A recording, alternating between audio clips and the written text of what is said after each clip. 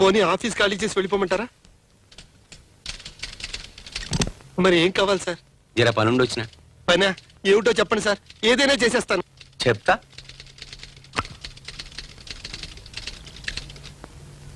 నేను ఈ మధ్య కవిత్వం రాయడం షురువు చేసిన.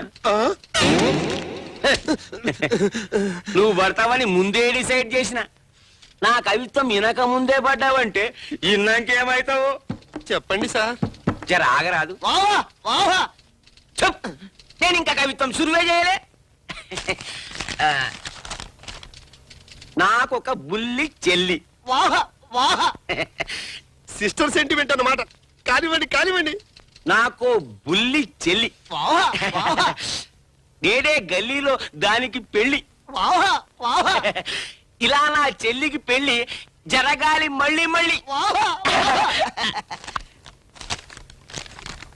చెల్లి పెళ్లి ఒక్కసారి కాదు, మళ్ళీ మళ్ళీ జరగాలి.